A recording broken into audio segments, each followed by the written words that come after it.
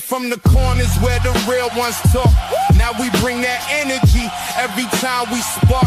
From the mic to the cam, let the whole thing breathe. Boom, back drums while the whole crew leg. Live in the moment, we call it how it is. Culture, music, bars. This the way we live. Real talk only, never watered down. Every episode heavy when we hit the town. TV. From the roots of the city to the world we reach. Every line got grip, every word got heat. Street born vibe with a worldwide beat. Wop, up. Lights on, host in the zone. Let the bass line ride. Crowd up, hands high. Let the whole thing vibe. Talk that. Let the people all see. What the fuck TV? Bring the culture to the beat.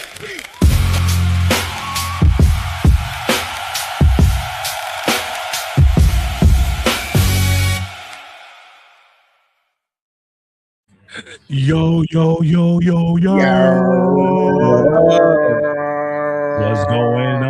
going on? Man. What is going on? What's good, everybody? On this hump day, fellas. Yo, it's crazy because, like, I know people are like, huh? Damn, it's only hump day. I just noticed that. I was like, tomorrow's Thursday. Damn. Yeah. Tomorrow's baby Friday. Yo, damn. First and foremost, I know y'all seeing this shit and being like, yo, what's up with this Brady Bunch shit right now? Welcome all of our viewers, all three of y'all. There's more like that. They just incognito. Incognito. Welcome you know what I mean? to another episode of What the Fuck TV today. Yeah, bro. We got family in the building. We got family. That's right. We can't even call. It's not even no friend. It's not even this is my brother. This is our brother. Contributor to the show, new member of the What the Fuck TV family. Hold up, but let me say something about this brother, man. Let me say something. I guess we could all say something about the brother because we all know him. I'm just saying, that's bro. Right. I'm just saying. I just want to get it out the way because I know people are like, yo, I thought it was just three of them. So, you know what I mean? But we're growing. Yo, this family is growing. This family is growing, you know, man. And this brother right here is straight out of New York with Dominican blood just flowing through his veins, you know. Misunderstood is more than an artist, you know. Whatever comes out his mouth right here is built from the culture, from it's struggle. Not our responsibility. Disclaimer. I like that. Disclaimer. You know what I mean, and in music, you know, this dude is a bass player, stagehand, creator, activist, father. You ain't no athlete, bro. Yeah, bro. Yeah. I'm not even gonna go there with you, bro. I'm not gonna go there. Anyway. You know, like all of us, you know, he's been shaped from the city. You know, everything all the knowledge that he comes to is because he's learned it out there. You know, raised around music, raised around street energy, you know, real life experience. Man, this brother brings something good to the table. You know what I mean? Like Echo said, this dude is more than just a person that's just added to the show. This guy is a brother. Yeah. So I appreciate it, my brothers. For real. Thank you for the opportunity to be here, help you guys out. I love what y'all doing. The introduction. Hold on. Oh, my bad. Hold on. Welcome to the show. Welcome.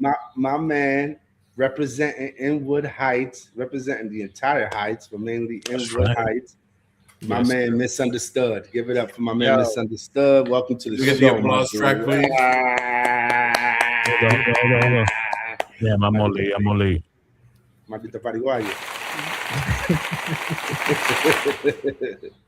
You know what I mean? Well, ain't there, like I said, this is a family thing because we known each other for.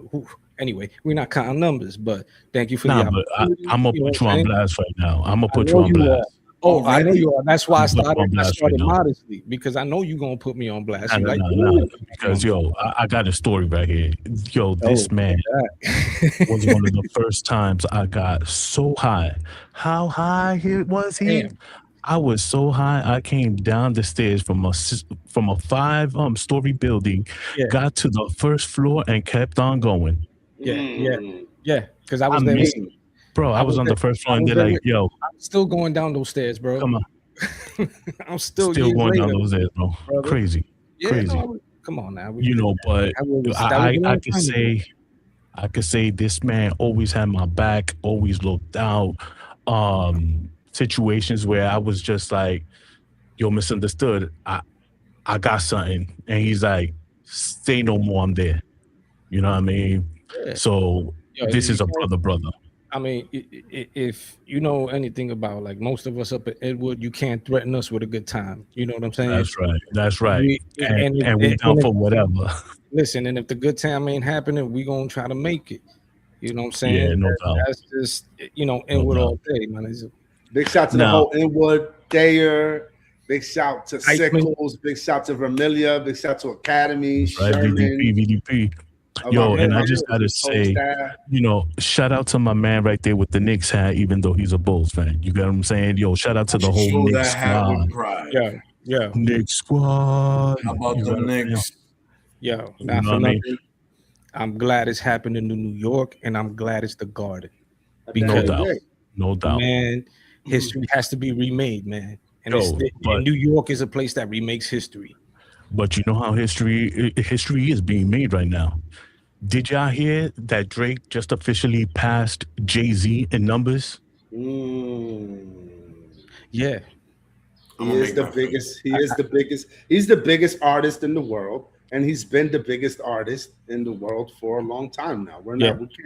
Let's not mix things up here. We're not dealing with no rinky-dinky dude that just came out the other day. At the end of the day, Drake is Drake, bro. And yes, it doesn't surprise me. He's broken records. It's not the first time he's broken sales records. He's the highest, one of the highest, if not already the highest selling artist and of all time, probably right now. So big shout to Drake at the end of the day. Is inflation taken into consideration here? Yeah. Well,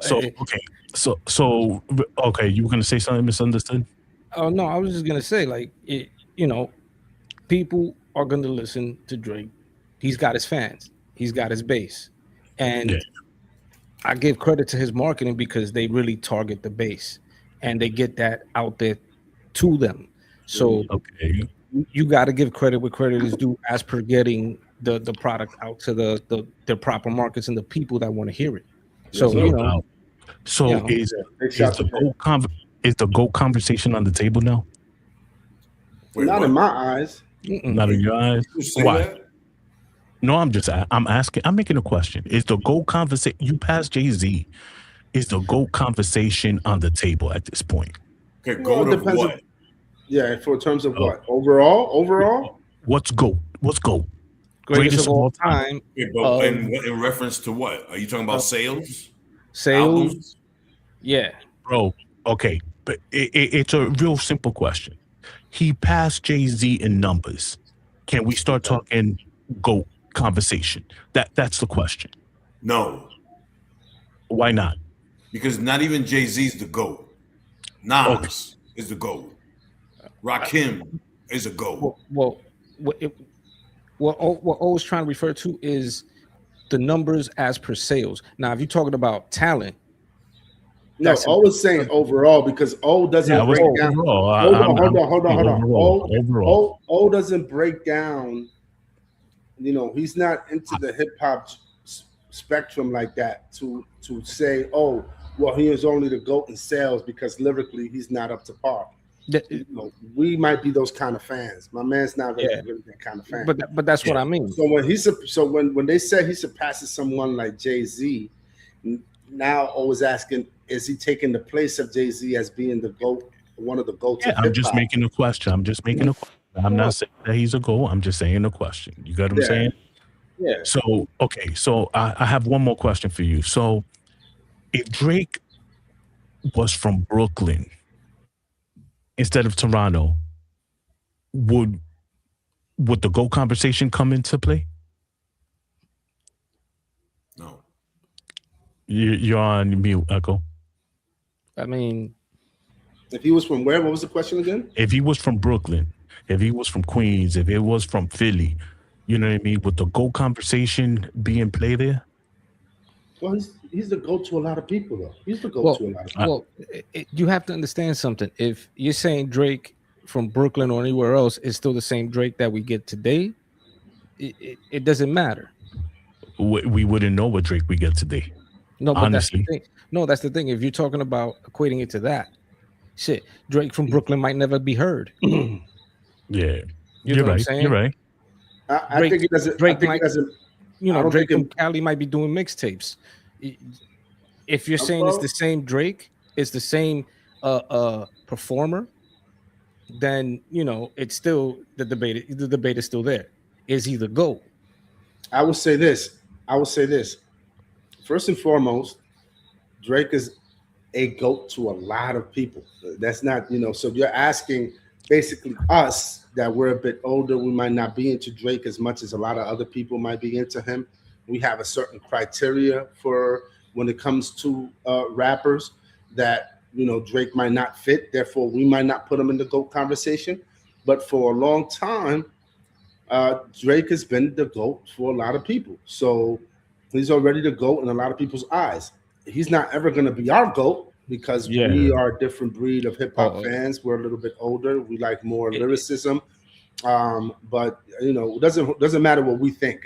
But it's a good question. And the answer, I'm thinking the short answer for all of us is that no, he's not our GOAT. But you know, you might be asking the wrong individuals on this one. So no. All right. See, here it is. Because if you're asking me from the aspect of the business, from the boardroom, from the record label, yeah, he's the GOAT. Because if the numbers don't lie, you know what I'm saying? You beat out Michael Jackson, are you the GOAT? You beat out Taylor Swift, are you the GOAT? You know what I'm saying? Yeah. Now the question, if you're asking as per integrity to the art form, Jay drops an album today and he'll blow Drake out the water. You know what I'm saying? Mm-hmm. That's arbitrary. That's arbitrary. Here it is, because I got to hear some of this Iceman album, and I'm not impressed. Personally, a lot of people personally, for me, not my cup of tea. I'm not the biggest Jay-Z fan either, but I'll tell you like this: as per the boardroom, as per the marketing, as per that side of it all, yes, thank you. You're the GOAT because you made me some money. All right, I got you. So basically, what we're saying is chart numbers. Since people are controlling the music, you know, it's probably changed the way people view the numbers and versus what they're actually coming out with. Absolutely. Right. What do you mean? Yeah. What do you mean? As of the product. So, like, let's say it's what Misunderstood just said. You know, I'm making money, so those chart numbers, they mean something to me. Yeah, I just think the word instead of what the product is thrown is. out. Sorry, I didn't mean to interrupt you. That term GOAT is just being thrown all over the place without having a little respect behind it. Yeah, put some respect behind my name. I think people measure album sales as a GOAT. People don't realize that this is an art form. Yeah. And I don't know. That's just me. But again, like you mentioned, we're a different generation where we valued more lyrics and the essence of hip hop versus what's going on today. So, Classico, I agree with you 100%. What is the difference between the money and the art? You know what I'm saying? Most of the artists are starving. Most of our favorite artists are considered to be done. But give them the space to do their craft. You know what I'm saying? And again, go ahead. No. You were saying.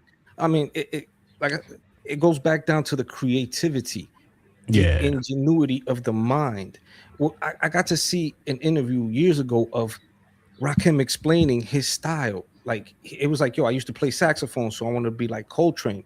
I wanted to hit 3 notes in one push. And he's like, and I'm like, whoa. Now you apply that to your lyricism, Then I went back and started listening, going down the discography, and I'm like, yo, this is why they call him the God of Allah. You know, I got you.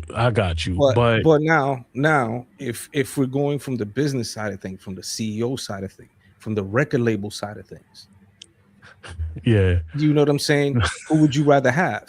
Yeah, but the thing is also as well, you know, right now artists, you know, before we had DJs to put them on the map, you know what I mean? So artists are not even nervous waiting for DJ to say, hey, yo, or, you know, I put his record on an album, you know, they're more nervous waiting for a Kai Cenat to actually react to it. You know what I mean? So it's a different time as well. Like streamers have actually changed the game, if I could say. Okay. Well, you know, what are your thoughts on the way streamers have affected music right now? To be clear. Streamers, as far as the way they affect the music, how and making certain music popular and yeah. So like, let's say your segment when you're doing a review, you're actually, you know, subconsciously or consciously pushing an artist. Right. Yeah. Before it was DJs. Right. I think if you're making a comparison between the streamers and the DJs and the mixtape DJs of our time, they're very similar. I think there were some DJs in our time that used to push artists because they really liked them, and some of them were pushing artists because they had some kind of link to them. You know, so I think it's the same thing with streamers. Streamers may push a certain artist. And don't get it twisted. Streamers are just like DJs in the sense that they may get paid for playing a certain artist on their show. If they have a certain amount of subscribers, right? Then they may be monetized for that. I remember when Kai Cenat was doing his thing, you know, it was like the biggest streamer in the world. You started seeing now certain artists pass through his show or his lives. And you will be like, yo, and they will be like, yo,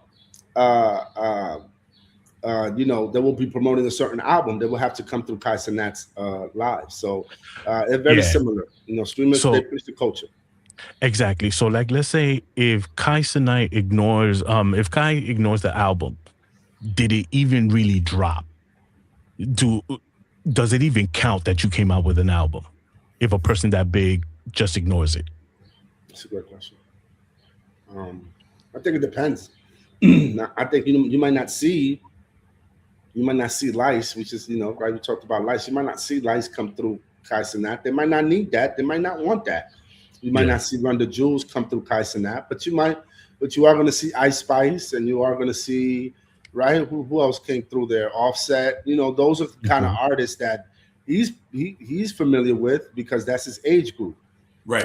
So I think that to answer your question, it depends on in the market that you're in. All of those other artists that I mentioned, they might go through. What up, Marica? They might go through another avenue to promote their album because that's where their audience is at, in my opinion.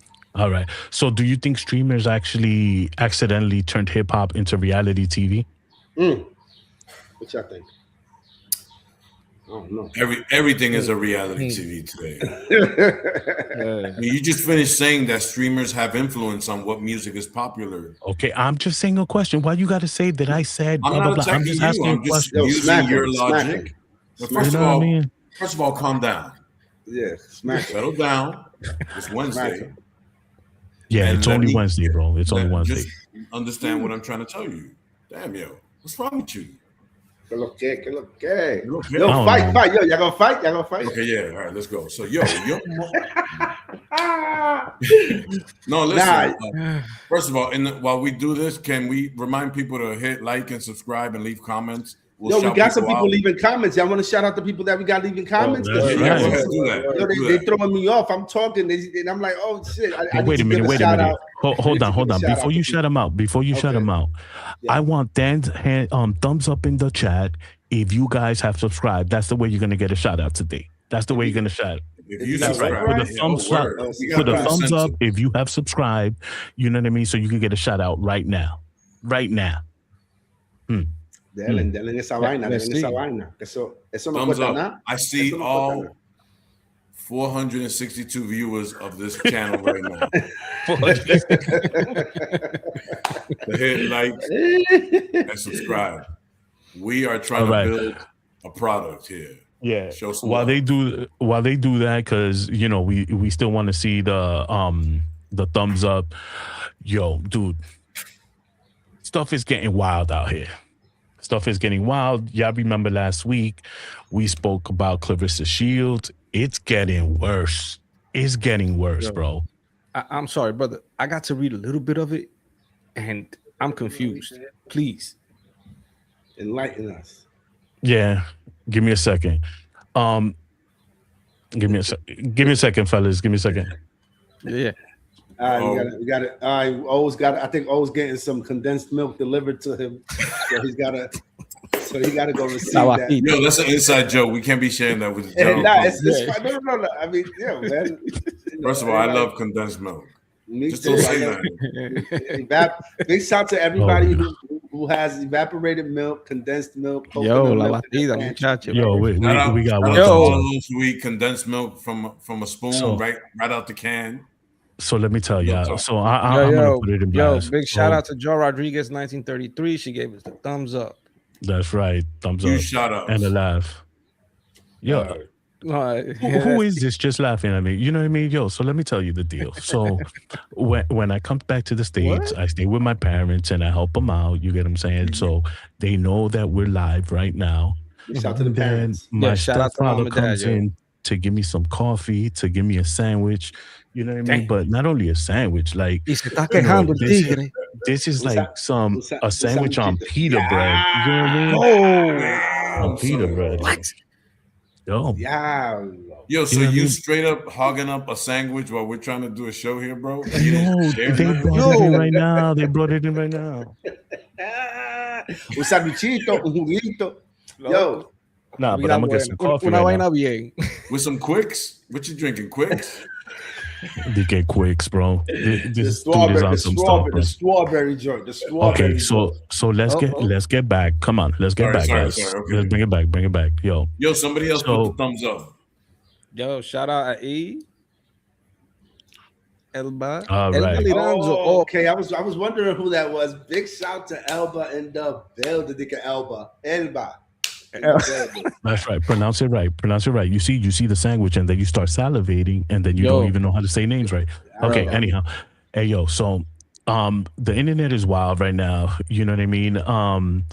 Because over the weekend, let me ask a question. Should an online petition be able to end somebody's career? Hey man. Yeah, go. It depends what career it is, no? I mean, if you get enough people to sign something, then the crowd has spoken, and it's time to exit right.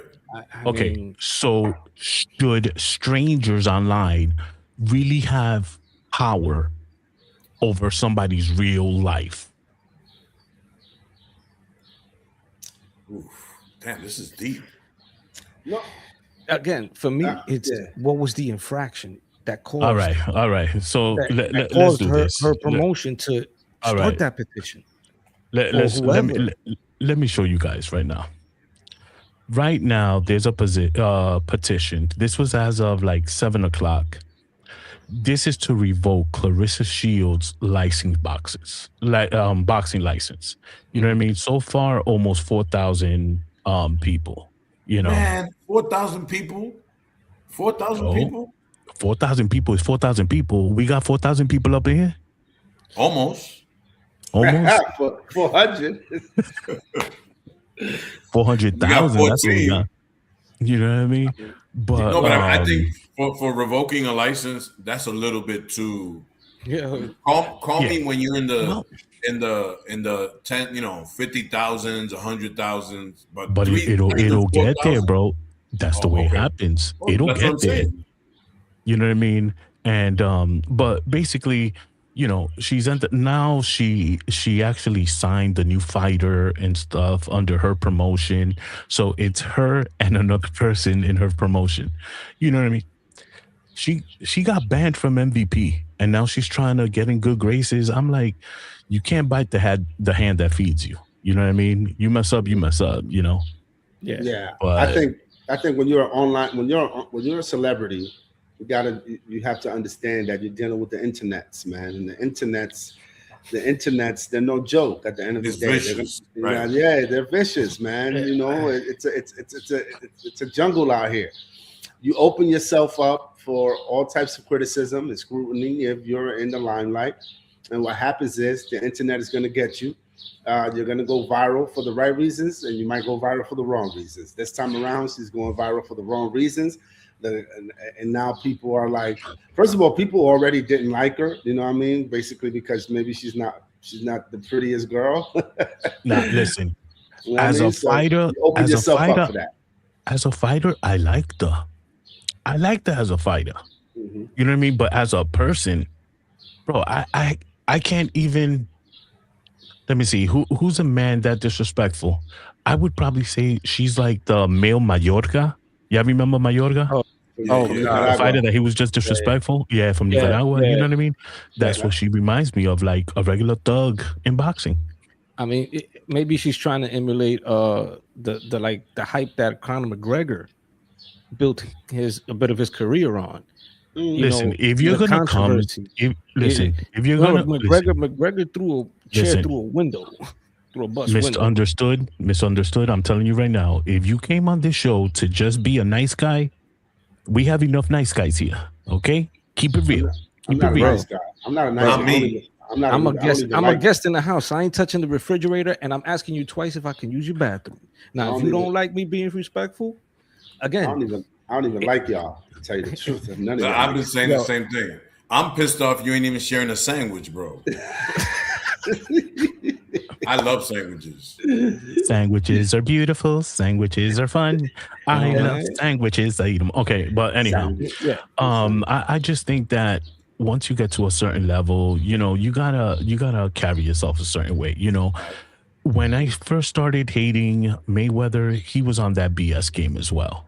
But then once he started getting that money, instead of going backwards, he went forwards. You know what I mean? He started carrying himself the right way. Instead of pushing everybody, he's like, you know, you got to come after me. You know what I mean?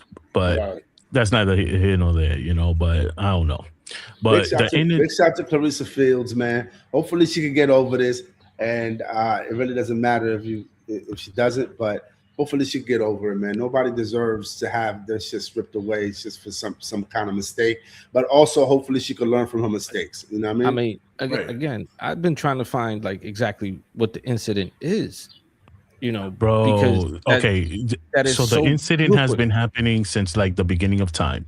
So the last one that she did was she slapped another boxer and it wasn't even a boxing event. It was a freaking UFC kind of match by MVP. You basically know what I mean? out in the streets? Out of pocket. No, after the show, they were just talking.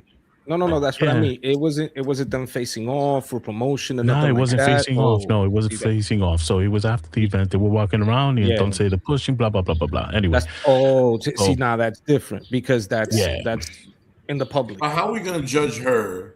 And dudes was doing that all in the 80s, all the time. Okay, you know what? Because this is another time, and these kids are so retarded right now. You know what I mean? Yo, people are so retarded in these times that let me, like, Cenat was doing this reading thing, and they were clowning him for reading. So that's the generation. That's the generations that's out here now. Like, how are you clowning someone for reading? You know what I mean? I think they were clowning him because he wasn't a good reader. Oh no, it doesn't matter. It doesn't matter if he's a good reader, if he's a bad reader. But you can't put yourself in front of a camera like that. And if you do put yourself in front of like what we're doing, you know, we're opening ourselves up for scrutiny and criticism at the same time. So that's what it is. And Cenat is just not a regular streamer. That man has a million people. He'll have a million people. Yeah, he'll have a million people looking at him. Yeah, but still, it's people are quick to judge. People are just, like this comment was the best comment that I've seen. People are sensitive. Of course. You know what I mean? So, but anyhow, it's like, I don't know. Like, I can't read half of the time. So it's just like, whatever, what comes out my mouth, what comes out my mouth. At least I'm doing this. I don't see other people coming out here streaming because they scared. You know what I mean? That's right. I don't care. Because they don't want people to be like, yeah. First of all, hold on. Before you cut to the next question. The Cenat reading thing, I haven't seen it yet, but I have seen what's going viral right now, where you have a dude that's going, I think, to certain like parties or maybe college campuses, and he might have like a passage, like a reading passage of some words that might not be the most, the easiest words to pronounce if you don't have a really high reading level. Right. Yeah. And I think it's a growing trend now of him having people read it and showing how many people really cannot read out here in this world. And I think that's what I think because of that trend, I think that's why the Cenat thing is getting a lot of attention as well. Listen, I didn't even want to hit the subject because after last week and you told me DMX and the Reading Rainbow, you messed me up for life. You know what I mean? So, it's just crazy. So, video. But like that. I told you were gonna like it. Yeah. But to wrap up, bro, the countdown officially begins for the New York City Dominican Day Parade. Boca Chica, La Matica. Big shout to everybody from everywhere in DR. Big shout, Big shout outs. Yeah, we're all Dominicans. We're all from New York, so we know how this goes down. It's a great time of the year for New York. It's about to be summer. Hopefully, it's a safe summer, and people just have fun. But what are your thoughts? What are your thoughts on the Dominican Day Parade that you wanted to talk about? Well, it's coming down. Do you think the Dominican Day Parade is visited by more folks that how can I say? Okay. I don't want to put down any parade. I don't want to put down any parade. Let's be clear on that. But how dope is the Dominican Day Parade? How dope? How dope is it really? How dope is it really? I think it's dope. I think it's dope. Have you been to the Dominican Day Parade? Not in years. It's been a while since I went to one. It's been a while. We don't live in New York, so yeah. What about you? Yo, Misunderstood lives in New York. How do you feel about the Dominican Day Parade? I'm in what they call Little DR up here between Inwood and Washington Heights, and we got the Bronx not too far away. No respect to the Grand Concourse and my people in the North and the South Bronx, but it depends on which one you want to try to go check out. They have the one down on Madison. That's cool enough. Right, that's right. Yeah. And you know what I'm saying? Then they have the one on the concourse. The last few years, we haven't been well represented from what I've seen, especially from what I'm seeing from the internets. Like Echo said. You know what I'm saying? But at the same time, there's those other little jump offs that pop off, like on Dykeman. You got Merengueros come through, and it is basically our culture coming together. You know what I'm saying? Yeah. But as per certain going to certain things like the parade, it's the same thing you're getting every year. Yeah, I don't know, man. Like I remember I like the parades. I think I went to one or two Dominican Day parades, and I'm gonna be honest, I went to a few Puerto Rican Day parades. But that's because of something else. You know what I mean? Which one you like more? You know what he's gonna say. What's he gonna say? I don't know. Let the people hear. Let the people hear. He's gonna say he liked the Colombian Day Parade better.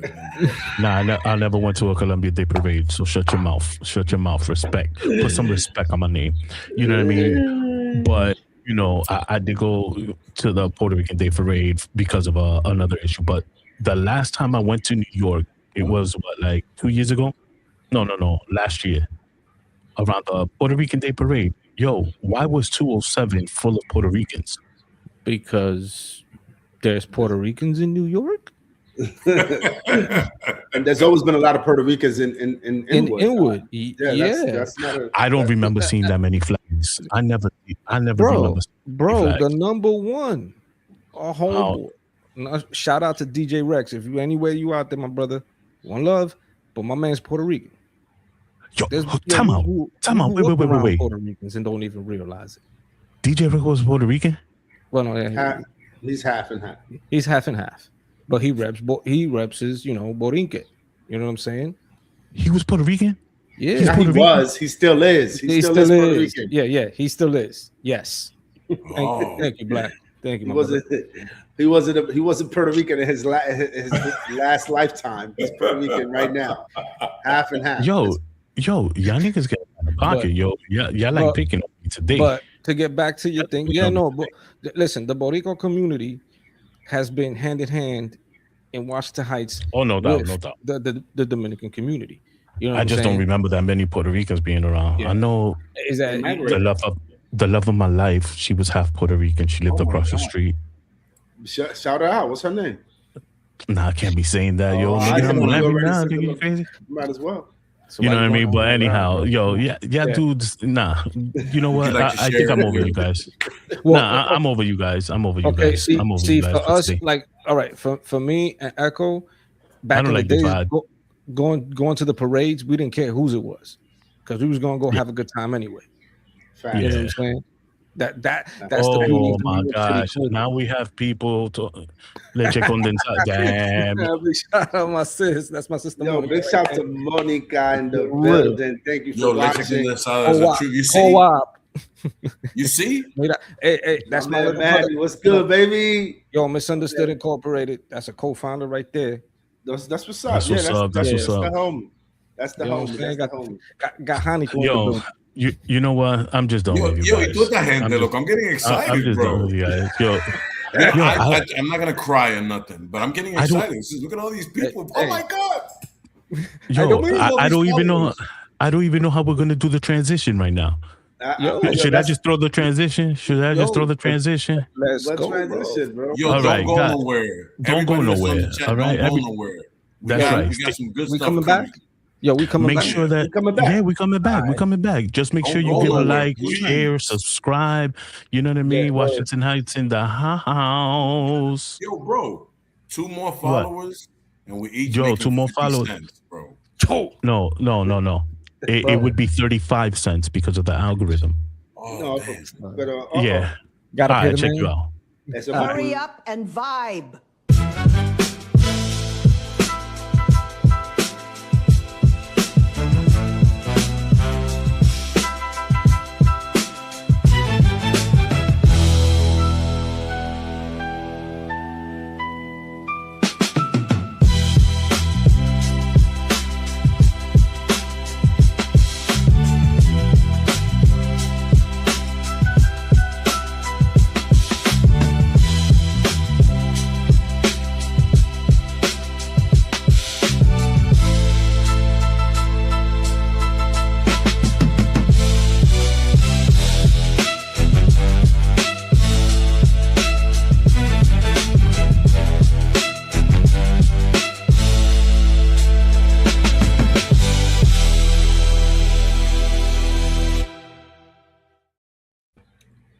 Yeah. Welcome back. Ella tiene un flow, colo. Remember that joint? Blanca con culo. Yo, what's good, everybody? What up? Yo, it's your boy, Echo L Black. I'm just Black. You have to solve it. Yo, man, welcome to another edition of Hurry Up and Vibe. Look at what happened. We back. Dopeness is about to happen. Big shout to everyone just tuning in today. This is amazing. I think Misunderstood. We have Misunderstood in the building. My brother, contributor to the show, new member of What the Fuck TV. Misunderstood has about 17 brothers and sisters and like 25 cousins, and it looks like and they all logged on. And he bought a that's just one, bro, and that's just one block of Amelia. You feel me? No way. And he brought some of his people to tune in. So everyone who's tuning in, big shout to y'all, Elba, Monica, my man Manny, everyone in the building. Shout out. Yeah, big love, big shout and love to y'all. My segment. I just wanted to talk about some New York hip hop type of stuff tonight. Let's do it. Yeah, because I wanted to get y'all opinion, man. I know we're talking about the Clarissa Shields situation. Something similar has been happening in New York hip hop, where recently we had a little, I don't even call it a misunderstanding.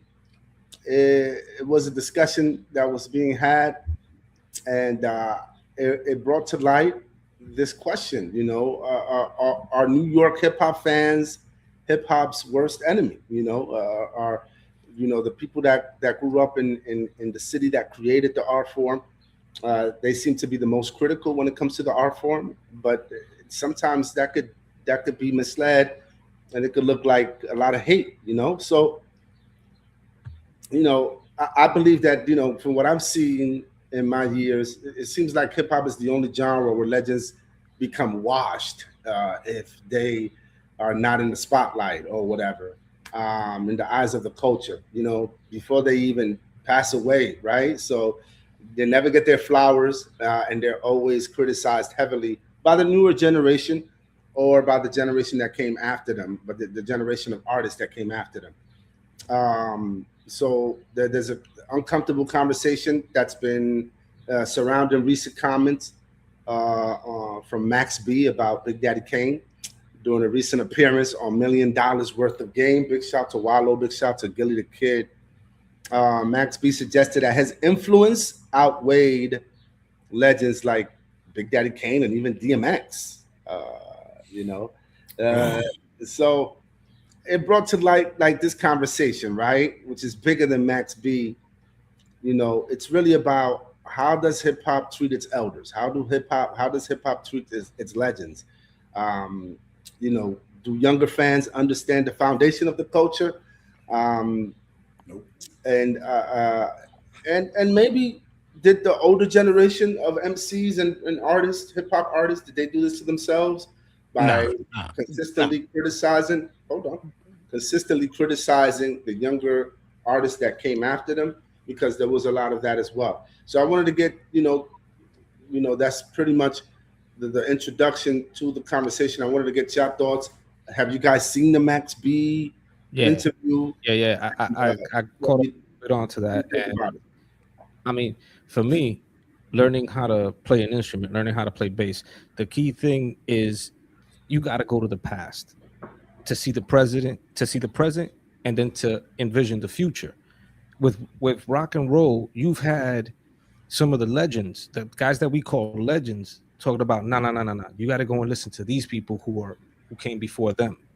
Okay. And to not see it in rap music, especially growing up with Big Daddy Kane, seeing him on MTV and doing his thing, and guys like Slick Rick, guys like Dougie Fresh, we can't snub those guys. In my opinion, you cannot snub those guys. They are important because they laid down the foundation. And then the guys before them, like, tell me who's going to try to shit on Grandmaster Flash? Who hurt? You really going to? These are the people that built the foundation.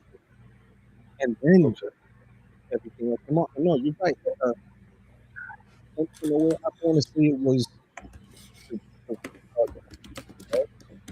Your mic. Misunderstood. Your mic is acting up, brother.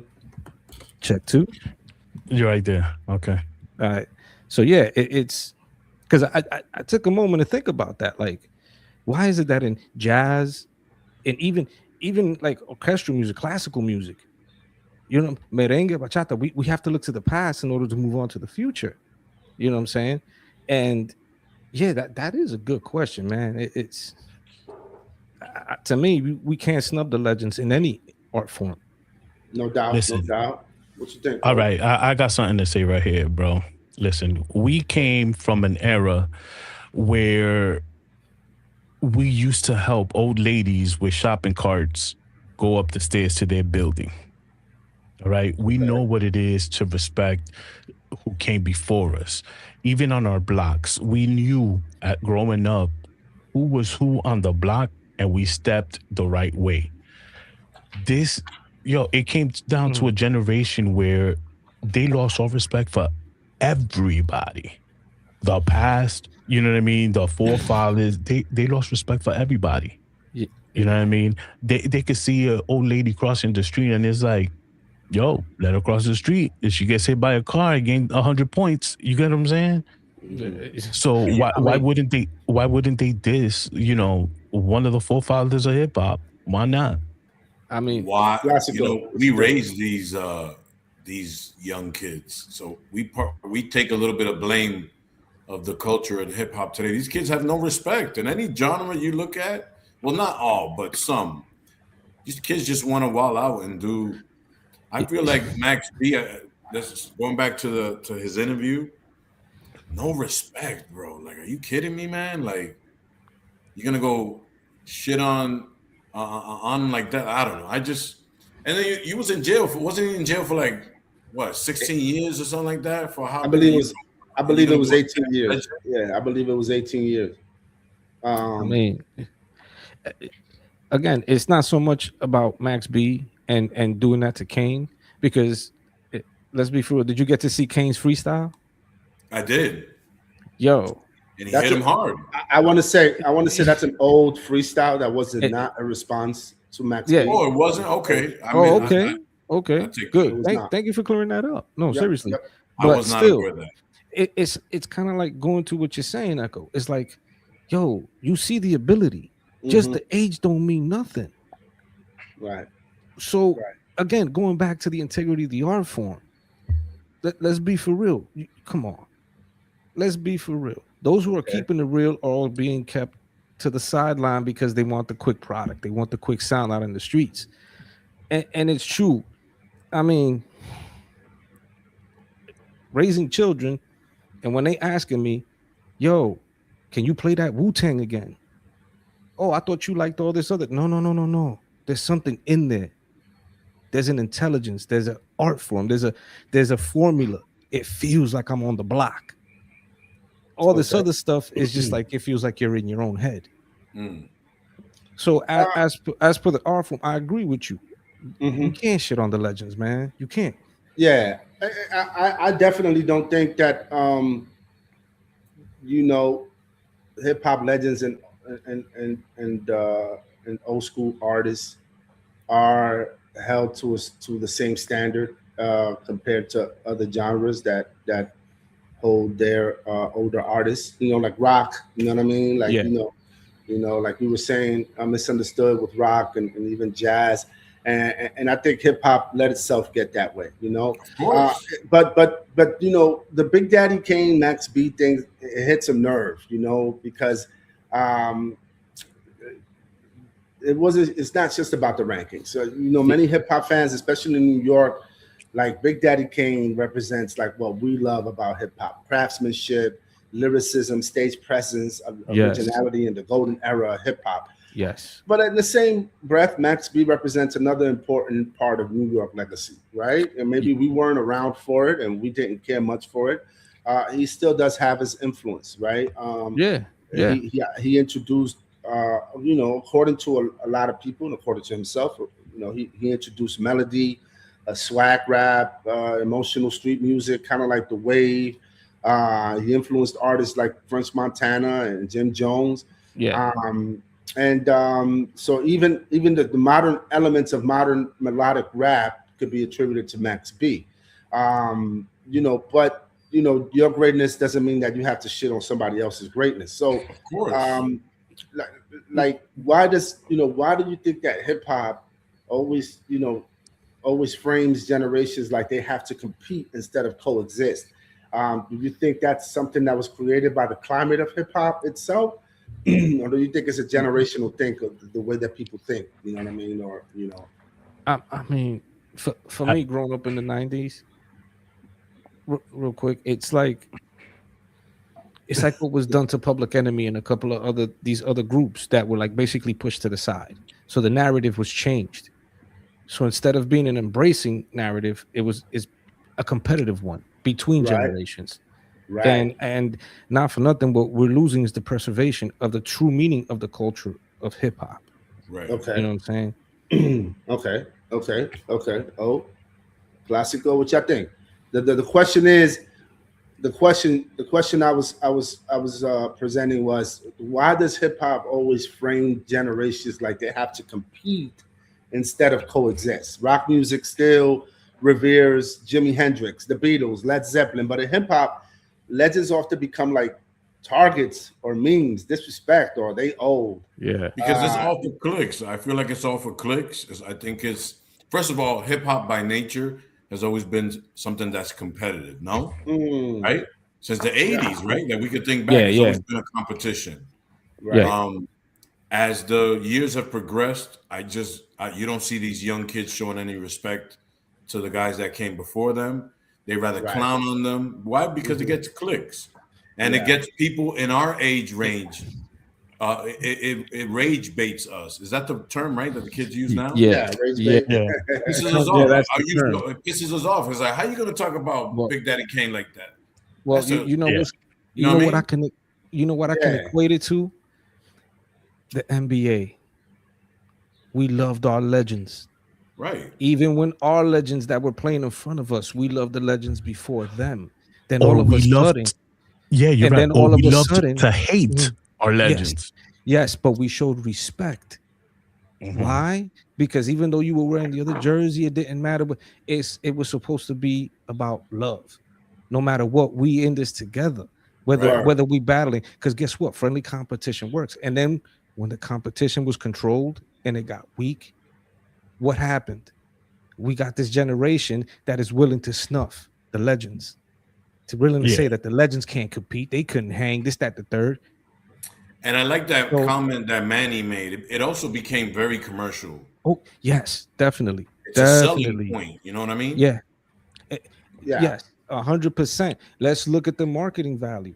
I mean, we could go back to old school studies from the early 2000s when college professors, English professors, were saying the 90s hip hop, the golden era hip hop, the vocabulary reading level was that of a college student. This college reading level. By the time they were looking into it, it was down to a third grade reading level. I guess they all went to Kennedy High School because shout to everybody that went to Kennedy. Yo, what up, Kennedy in the building? Jail for kids. So, are younger fans disconnected from hip hop history? I mean, hold on, Julio. Hold on. Go ahead. Hold on, Misunderstood. You got so many nicknames. I might call you one of your other nicknames. So yeah. But like what I was gonna say is, are younger fans disconnecting from hip hop history? Like, has streaming culture changed everything? Basically, I mean, it looks like the younger fans. Yeah, it looks like the younger fans are consuming music through like playlists, maybe TikTok. I don't know, algorithms. Your favorite streamers. Yeah, compared to how we used to experience music, right? We were into, instead of that, we had we really enjoyed albums. We used to love reading liner notes.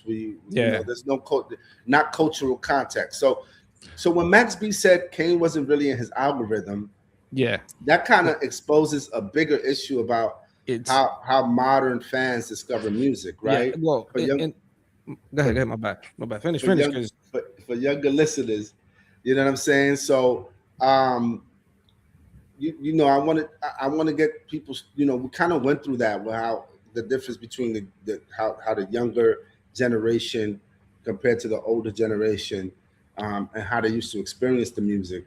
So, can you, in your opinion, you guys, can you really appreciate hip hop still if you disregard how it was built or who built it?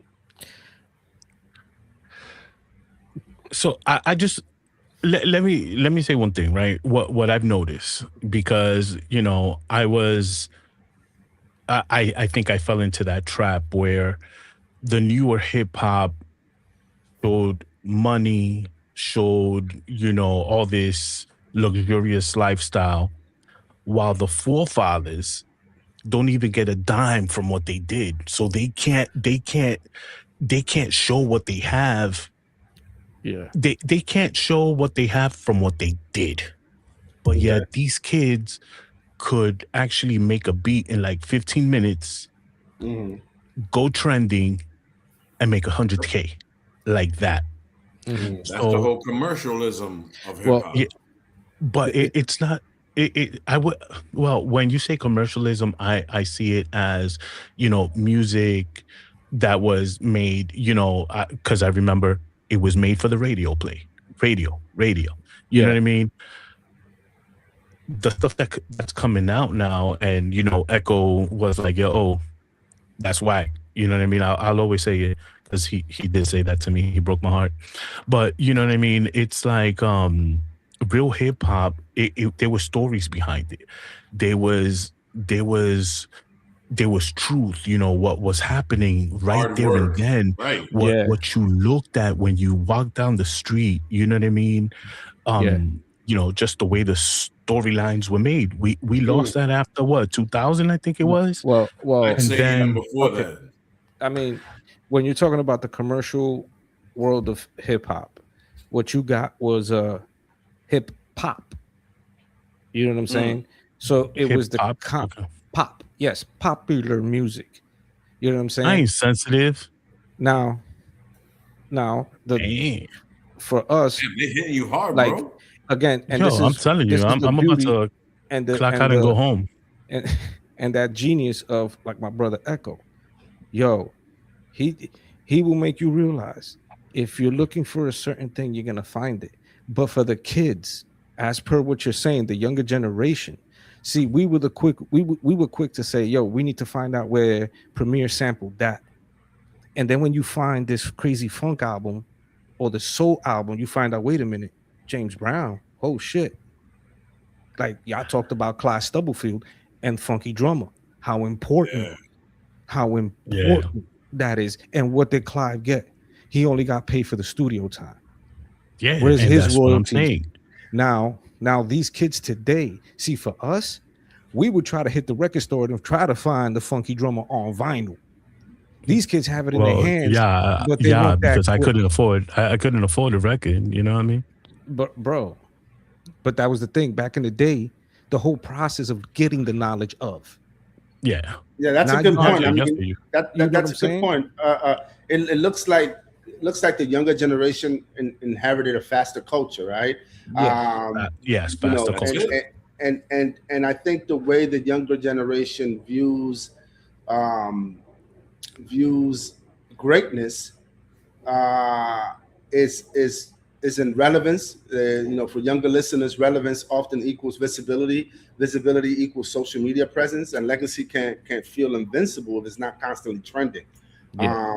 And they don't have to fight for it like Misunderstood was just saying. Yeah. We had to really fight for it. We had to get up. We had to go to the record store. But I will say this: there's still a subculture in hip hop that does do that, and there are still some young cats out there who really preserve the culture in that way. And they don't half-ass it. They just don't wait for the algorithm. They buy vinyl. I actually work with some kids that are they wait statically for record store day just to stand online and go buy vinyl. I mean, these are 20-something-year-old kids, the same kids who may like a J. Cole as opposed to a Max B. Yeah. But I also wanted to ask, did the older generation kind of bring this up to kind of bring it to themselves on this, right? After hearing it wasn't. I don't. Okay. We can't blame the older generation. Now let me go in depth. Let me go in depth before y'all rock. I'm glad y'all excited, man. Yeah, baby. So I nervio. Vamos, pa'lante.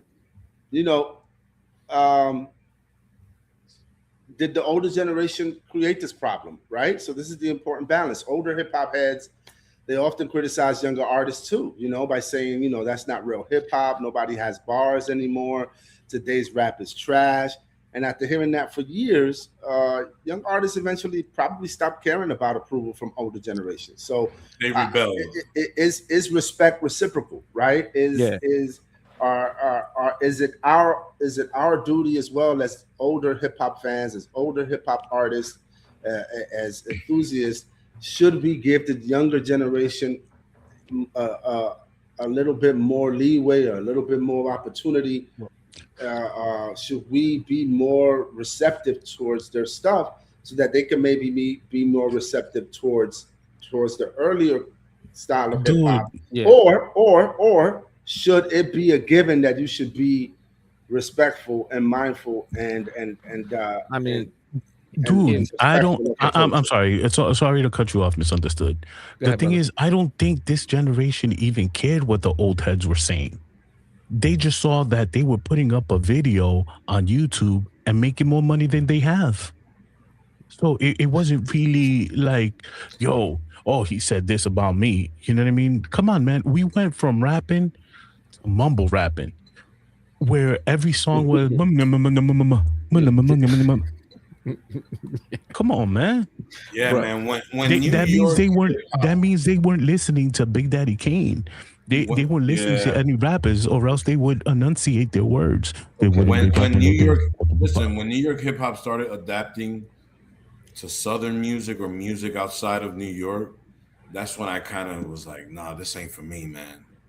Listening to New York rappers sounding like they from Texas and from Miami and Jacksonville, I'm like, I don't know. But I think that the older generation also needs to take a little bit of accountability, because part of the reason that you can bring the new generation is by kind of, how about a Jadakiss with a one of these young up and coming rappers? How about one of these guys in these 90s 2000 rappers?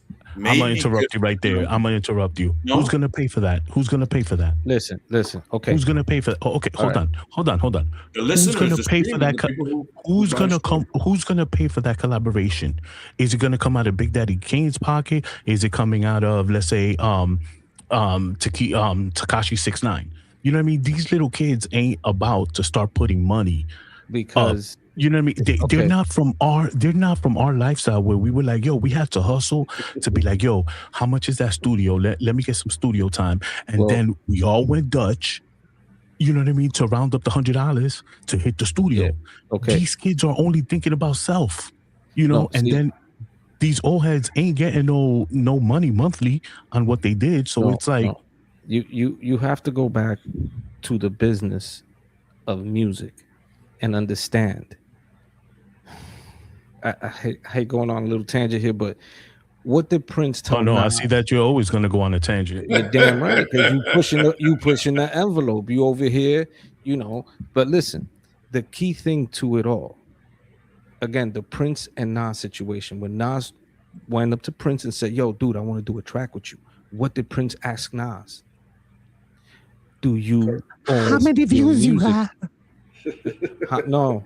Do you own the rights to your art? Now, wait. That is not a Nas situation. That is the publication. That is the label. They control the narrative as per that growth. Now, to the credit of the conversation about the younger generation, because there are young hip-hop enthusiasts from all walks of life that are looking for the old stuff. They're looking for Wu. They're looking for listen. We are not talking about who's looking. Hey, what up? No. I like those glasses, son. Those are old school glasses. Real. No, they're not that old. They're probably from the I'm sexy and you know it.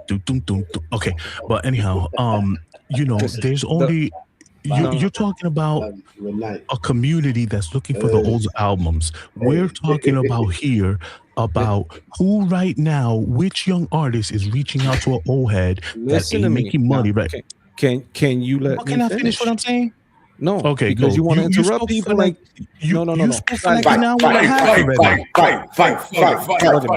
You spoke for like an hour and a half already. I'm explaining to you straight up and down. Just smack that nigga, bro. You like Coach Contra? You like that group? I like you Coach like Afro. Contra. You like Afro? You ever heard of Afro? No, I haven't heard of Afro. You need to look then, brother, because there are people who are still doing that art form that we love. Now, to guide the generation. We're not talking about who's looking for, what we love. We're talking about the gap in generations, okay? Exactly. Where the old head, when was the last time? Okay, Tekashi did a track with who? From the old people. Tekashi's a bad example, but I understand what you're trying to say. Thank you. Tekashi, thank you. Okay, I'm just saying. He went. You can't just say, because straight up and down. Do you like Tekashi's music? No, do you like the influence he has upon the culture, bro? Like I said, you can't talk to me about that because I actually liked a few things that he did, and then that's when Echo said he was trash. I don't want to talk to you no more. I told you that. You like Tekashi 6ix9ine music? No. I said. Listen, what I said was there was some songs that I liked. I can't listen. That kid is the perfect example. Julio, hold on. Or are you gonna talk the whole? You know what? You know what? I'm gonna mute myself, and you can just talk the rest of the night. Oh my! But first of all, he got mad. In the meantime, please hit like and subscribe while these two dudes is going at it. Yeah. Hey, listen, my brother asked me a question. I'm trying to give a fair answer. All right, pero ya tú sabes. Ya tú sabes. Dame. Pero dale, que espera la Navidad. El día de los Reyes. Go. Yo, what's going on here? Why is everybody all quiet all of a sudden? Go, Jay. I just muted myself to let this nigga talk, and now this nigga don't want to talk. No, because I was done. Oh, okay, so let me interject. Let me say this. Okay. 5 hours later. Let me say this.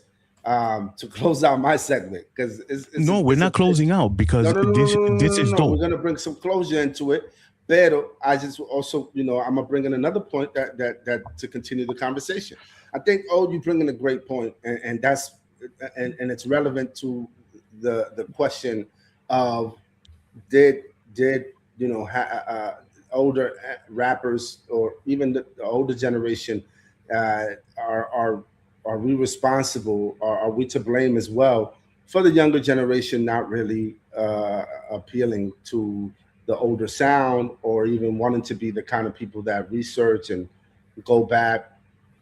At the end of the day, the newer artists are not going to seek out older artists because like it was said earlier, to them it doesn't benefit them. They'll look at it as doing a favor for the older artists because they believe that these older artists are not relevant because they don't have the same presence in the internet as they do. But it's like Fat Joe said. I think Fat Joe kind of commented on Max B's comment.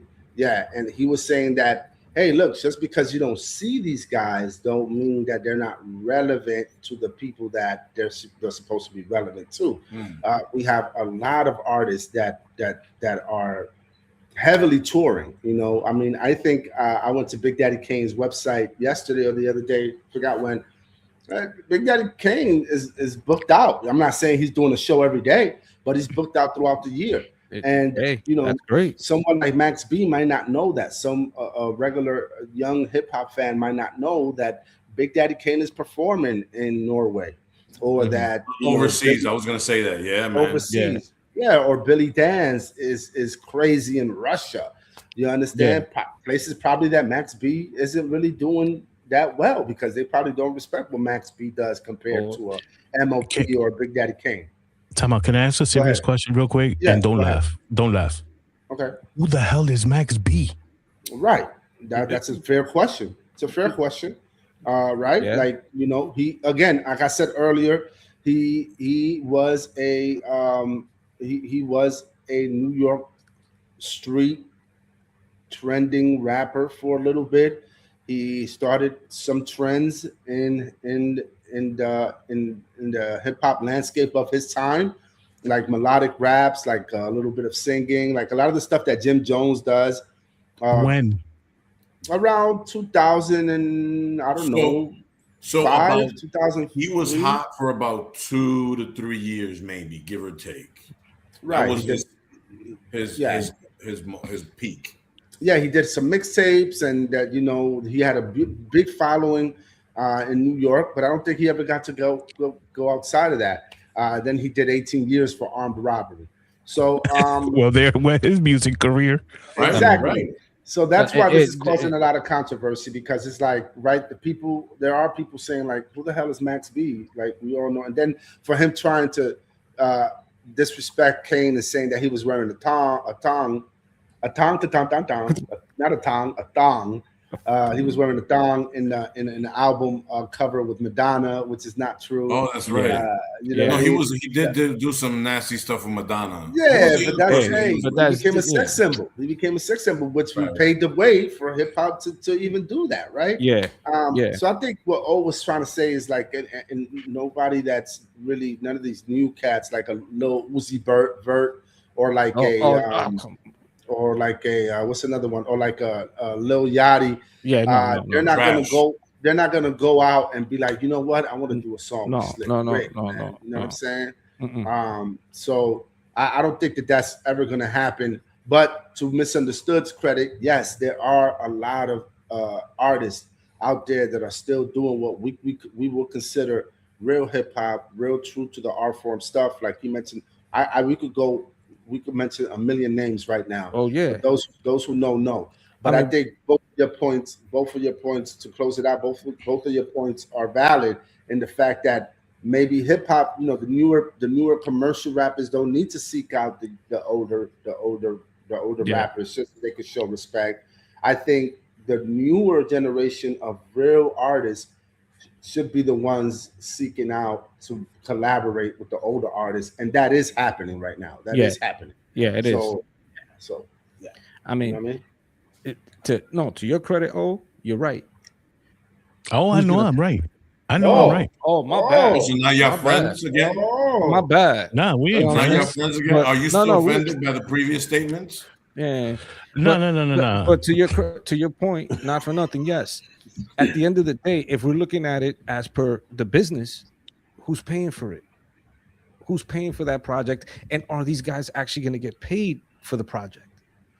And I just want to know why you're agreeing with me right now. What are you going to do that's I'm not going to come back and bite me? Between both of y'all, because right? you actually agreeing with me is kind of funny. Okay, listen, fellas. Here it is. What's the name there that's under in my window? You misunderstood that? Misunderstood? No. Not for nothing. I know how to see. Oh no, it's not showing. It's not showing. It's not showing. It's not showing nothing. Yeah. It's not showing misunderstood. Yeah, it is. But you said not for nothing. Because not for nothing. Okay. We can both disagree and agree. Hold on. Hold on. I got something. Jay, I got something for you because. Hey. The Dong Song. Yeah, so to close it out. Yeah. Hold on. My bad, Jay. Go ahead. No. So real quick to your point, at the end of the day, too, we would love to see some really good young artists come together with some legends to create something beautiful. But who's going to pay the money, and will these guys get paid for that? And I mean, listen. At the end of the day, I don't even know how to approach that question. I mean, there's money out there to be made. At the end of the day, I think collaborations could happen. I think it's not. I don't think. I'm gonna give you my honest opinion on that question. I don't think it's a question about money. I think it's a question about relevancy and what they think they can get out of this collaboration. A lot of people collaborate with each other basically because they love each other's music. Yeah. If it's strictly business, then there is money because artists have money. Artists get an advance. They could approach whoever they want and hit somebody off with a bag and be like, yo, you know what? I want this, or I want KRS in my album. Yeah. But these kids didn't grow up with that, because we got to understand that, we got to understand that if you weren't raised in a certain decade, it's very hard for you to appreciate things that came before that, unless you're a certain type of person that had someone influence you, like your dad or uncle or something like that. These kids probably didn't have that. These kids grew up in their own timeline, and they follow who they follow. So their old head might be Big Boy or Andre 3000 or Pimp C or Bun B. Cats to us, those are not per se foundational artists, but it might be for someone who was born in 1999. It might be for someone who was born in 2002. By the time these kids were born, we were already engulfed in culture. So I think, like Manny said, it's the parents' fault. Hey, it might be, but after a while, I have a son. That's what I said. If I can't influence him, and he starts liking his own thing, I can't say I failed, because I'm still playing Rakim, I'm still playing whatever. But you could also be like, nah, that's not as dope as this little Yachty that I heard the other day, or little Cuckoo, or little Wee Wee, or whatever these cats' names are these days. So go ahead. To the credit of how quickly they get the information and the algorithms that they're being involved with. You know what I'm saying? Yeah, I saw that. Rest in peace, Rob Bass. R.I.P. R.I.P. Rob Bass. Man. Yeah, but like you were saying, depending on what because it's like that with rock and roll and all these other musics. Depending on what generation you're brought in, and to your credit, Classico, it's what our parents showed us with our musics, with our sounds, and it's what we should be trying to do for the next generation. And I agree with you. These kids don't want to sit down and learn something; they want it fast. Oh, what sounds good? What's banging? What's popping? And it's like, but why don't you listen to something and dissect it, see the art that it is? But now you get into intellectual for me. Now you just lost me. But also, something. I don't know. Yeah, but I also wanted to say that, like you're saying that, but there are some younger kids doing the knowledge, researching. There are kids who are using the internet and technology to go back in time. I know there's a lot of young cats now that are doing reaction videos to old school artists. And that's a beautiful thing. These cats are 18 and they're 18, 19, 20, 21. And they're like, you know what? Why is everybody saying Nas is so great? Let me go back to why they say Illmatic is the best album ever. Let me go back and listen to that. And I think some of that is going on. Listen, at the end of the day, the kids who do it, they're going to do it, and the kids who are not into it, they're not into it. So maybe hip hop's worst enemy is in New York.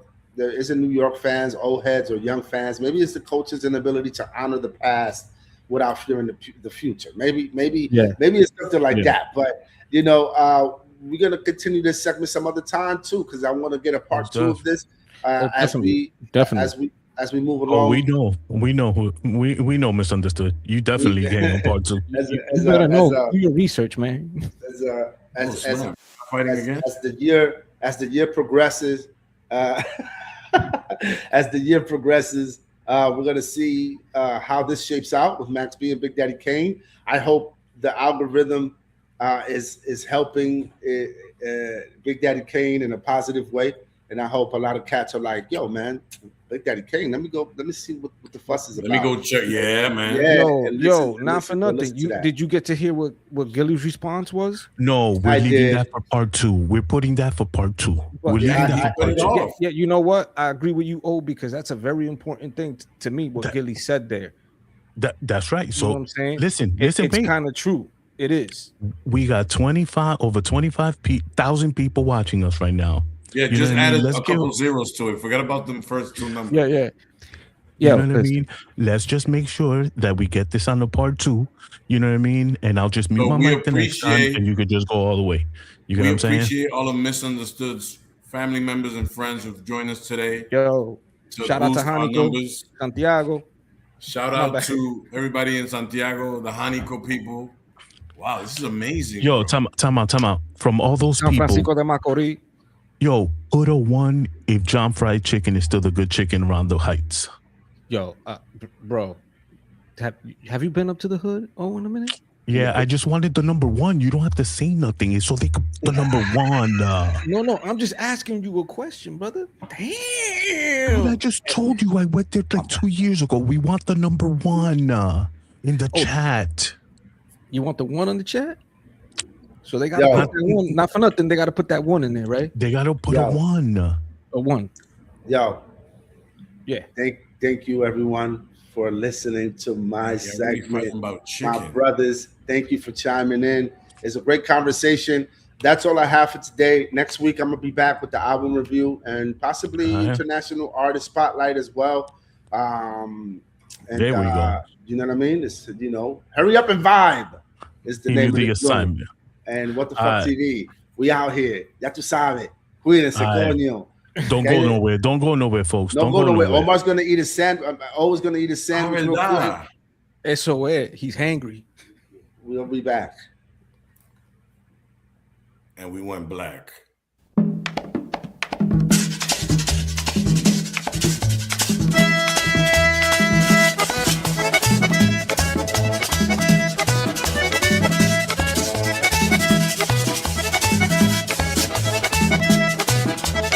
Los 7 pedazos de Pedro, muchachos.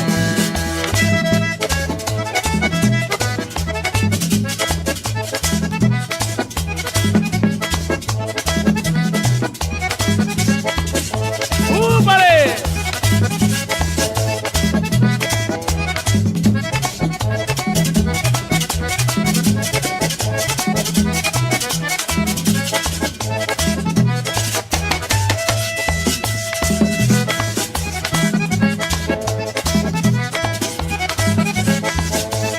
Las 7 pasadas, papito. ¡Ay, ay, ay!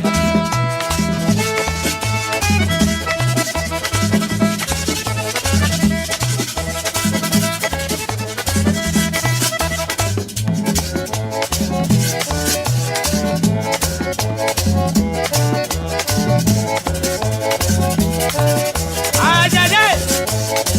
¡Atájalo!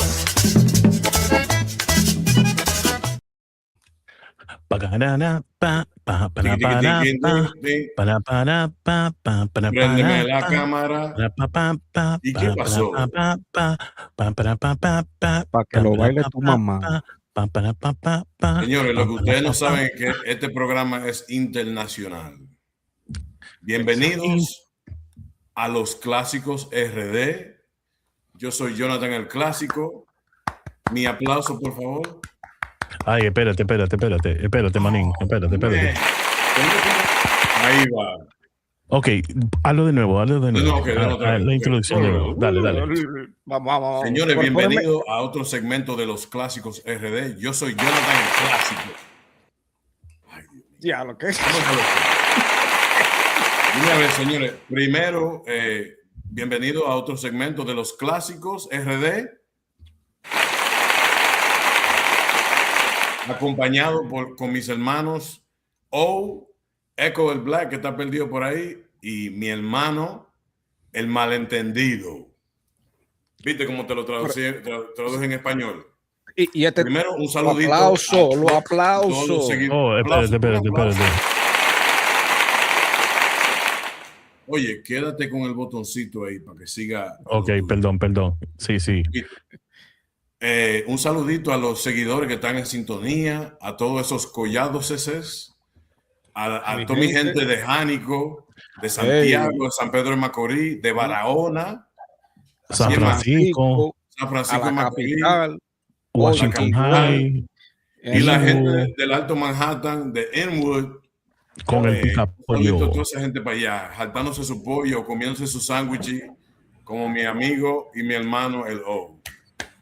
Un aplauso. Ya llegó el negro. Llegó el negro, señores. Perdón, escúchenme. Se fue la luz allá. No, es que tenía que usar el baño, tú sabes, yo me comí unos molondrones con coco. Diablo. Unos molondrones con coco, loco, y allá tú sabes. Y tú sabes que el molondrón pone a uno en rapidilla. ¿Cómo está mi gente? ¿Qué dice mi gente, señores? ¿Cómo todo están? Bien, mi hermano, todo bien. Estamos aquí con un representante nuevo, un miembro de la familia, un tipo que de verdad. Ya lo introdujeron, no vengan con tu labia. Yo no estaba aquí. Tú te introduces tú mismo. Ya se introdujo. Pues está bien, ya. Está bien. Perdón, dice Manny que tú estás directo. Directo al baño. Sí, loco, tuve que depositar un par de vainas. Demasiada información, mano. Ok. Señores, les traigo algo sabroso hoy. ¿Qué me dicen ustedes cuando yo menciono a ese nombre Alex Bueno? ¿Qué creen ustedes de ese artista de San José de las Matas, Sajoma? Sajoma. El Mayimbito. Oye, al lado de Jánico está eso. Ya está buscando conexión con lo de Dios mío, pero. No, pero un maestro. No, de verdad. No. Dime. No vamos a comenzar a llamar a todo el mundo maestro. Pero es un maestro. Espérate. Oye, yo ni voy a poner eso y los cabets. Quizás no maestro, pero sí, para mí, el mejor intérprete de la República Dominicana se llama Alex Bueno. ¿Cómo? Ok. Mejor que Sandy Reyes. No como artista, para mí todavía. El artista, perdón. Yo dije rayo, de verdad. No, digo yo en términos que, aunque Fernando y obviamente Johnny Ventura son los reyes del merengue y hasta Wilfrido Vargas, el mejor cantante de la República Dominicana para mí, Alex Bueno. Bueno, vamos a ver el por qué. ¿Por qué tú lo dices? Vamos a ver el por qué tú lo estás diciendo. ¿Por qué? Porque el clásico te trajo hoy las 10 mejores canciones, los top 10 de Alex Bueno. Yo creo que esto va a crear un poquito de pelea aquí entre los seguidores, pero esto es una opinión personal, mía, como dice Silvio Mora. Y aquí le quiero presentar. Estamos ready, maestro, oye, le dije maestro, que no usemos, por eso yo soy un maestro, ok. Mira lo que dice Manny. Manny dice ahí el Zafiro. Hay que dársela al Zafiro. Pero mejor cantante que Alex Bueno, no. Digo yo, mi opinión. El Zafiro mejor que Alex Bueno, no lo creo. Aunque, sí tiene muchos éxitos, pero para mí Alex Bueno es el mejor. Y le tengo aquí una lista de mis top 10 canciones. Oye, Juan Luis Guerra. Pero estamos hablando de qué, de pegada, de compositor. Estoy hablando de cantante. Alex Bueno, para mí no hay mejor cantante. Y te voy a explicar ahora mismo por qué. Vámonos con el top 10 mejores canciones de Alex Bueno. Maestro, póngame el número 10. No quiero que tú te marches, no me dejes solo. Si no te tengo a mi vera, me falta el aire, me ahogo. Si te quedaras conmigo, amor, tendría sentido la vida y amanecer los dos juntos sería mi gran alegría. Oye, buen dato que te tengo aquí. Ahí alguien, creo que ¿quién fue que mencionó? Juan Luis Guerra. En ese tema, lo que le cantan coro a esa canción ahí están el grupo 440, que está Juan Luis Guerra, está Roger Saya, está Maridalia Hernández y Mariela Mercado en ese tema cantando los coros. Así que buen dato para los que no lo conocen. ¿Quién te riza el pelo? Es composición de José Hernández del 1987. Ahora nos vamos con el número 9. Adelante. Quiéreme que soy dueño del azul que tiene el mar, de la brisa fresca bajo la sombra del palmar. Quiéreme que te hago de las estrellas un collar y serás la envidia de las muchachas del lugar. una casita blanca te voy a fabricar y de margaritas el patio voy a llenar. Quiéreme que te quiero, quiéreme que te adoro, y si tú no me quieres mejor, yo muero solo. Mi amor por ti es más fuerte que yo. Ay, yo pensé que iba a seguir. Ay, dime tú. Por eso que dicen el mejor, te canta merengue, te canta bachata, te canta salsa. ¿Quién hace ese repertorio como hace Ale Bueno? Esa canción es para Romo, olvídate de eso. Oye. Del 1992, el álbum se llama Ternuras. Si no lo he escuchado, por favor, escúchalo, que no te vas a arrepentir. Composición de Charlie Mosquea. ¿Qué tú dices ahí? No, te iba a decir, eso van ya 2 machetazos fuertes, don. Porque diablo. Wow. Ay, no. Siga. Manny se está pasando. Romeo. Manny se pasó. Ya. Ya llegó con Romeo. No, clásico, recátanos de esa vaina. Recátanos. Señores, vámonos con el número 8, maestro. Ayúdame. Me va. Hacer amigos en el camino, me va. Estar contigo y haber nacido para cantar. Me da el amor de verdad. Dios mío.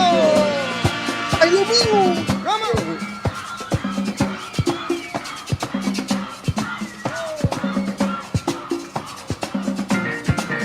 Marina.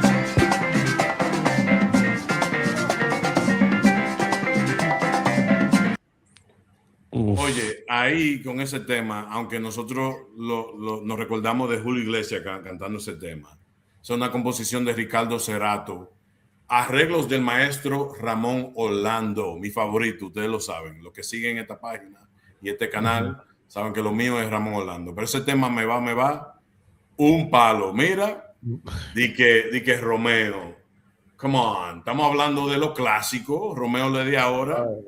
Me quedo con mi cantante. Está bien, te voy a dejar. Señores, vámonos con el número 7. Vamos.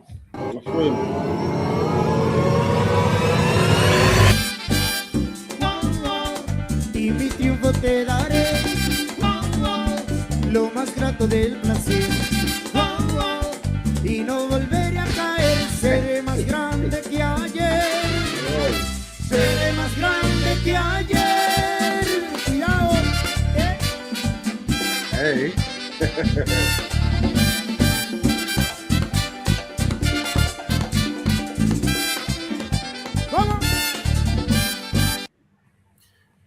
Gigante. Oye, una composición de Luis Díaz. Luis el Terror Díaz. En una de las próximas semanas voy a hacer un especial sobre sus composiciones. Para mí, Luis Díaz, el terror que decían, para mí uno de los mejores compositores dominicanos, que hay que darle mucho crédito. Bueno. Él le compuso canciones a Sergio Vargas, a Sandy Reyes, a Alex Bueno. Hay muchísimas canciones de Alex Bueno que son composiciones de él. Pero ese fue del año 1990, gigante. Vámonos con la número 6.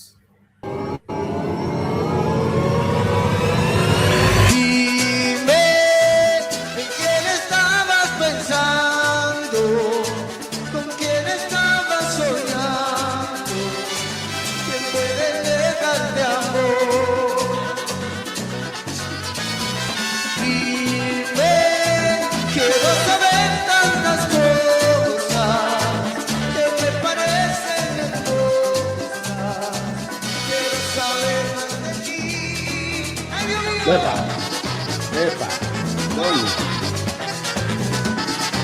¡Ay, Dios mío! ¡Ay, Dios mío!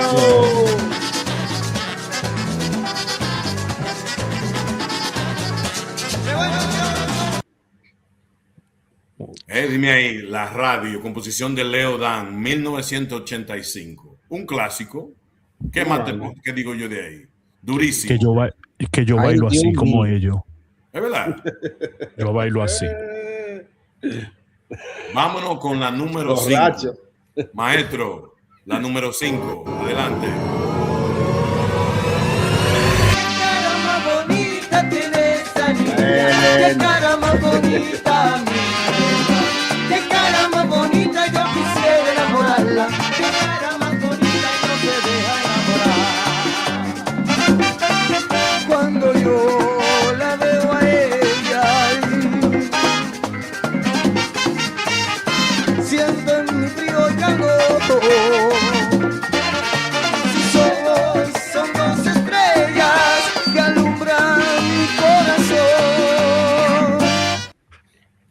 Señora, hay que tener mucho cuidado porque antes, cuando yo hago estos top 5, nos bloquean la música. A veces tengo que poner música en vivo para que no nos bloqueen los temas. Pero ahí tienen Qué cara más bonita, composición de Paco Cepero y Salvador Carrasco del 1985.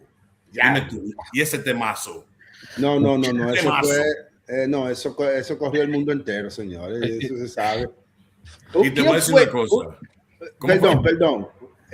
Misunderstood. No fue una de tu hermana que dijo que había un tipo que le dedicaba esa canción cada vez que ella pasaba por ahí, que sé yo qué. ¿Verdad? Sí. Was it one of your sisters? I don't know. But, oye, dinos el chisme. ¿Quién era? Oye. Vamos, yo quiero los chismes. Di nombre, ya que estamos. No me recuerdo quién fue, pero yo creo que no sé si fue una de las hermanas de Misunderstood que me dijo. Del malentendido. Del malentendido, que dijo que yo creo que fue mi hermana Mónica. Mónica. Y Mónica está aquí. Mónica te está viendo. Si ella quiere, si ella te lo dijo, dile que no sé quién fue. Mónica. Oye, que tenía un enamorado, que le dedicaba esa canción cada vez que la veía. Yo creo. Ay, no. Porque, oigan, clásico. Esas son canciones que, como te digo, por generaciones duran y son bien importantes. Ajá. ¿Tú me entiendes? Muchacho, esa canción ahí, esa es la juventud de uno. Claro. Bueno, no imagínate, niñez, porque pero para muchos nosotros todavía somos jóvenes, así que más respeto. Oye, mira, déjame decirle algo. Ustedes que son jóvenes. Déjame decirle algo. Cuando yo estaba más joven, a mí me decían, qué cara más bonita tiene ese tipo, qué cara más bonita, yo lo quiero ya comer. De verdad. ¿Qué leche condensada tiene ese tipo? Hey, póngame en los comentarios. Vamos a seguir. Leche condensada. Con cuchara o sin cuchara. Oye, señores. Esa es la promoción que tenemos que poner, ¿verdad? Leche condensada.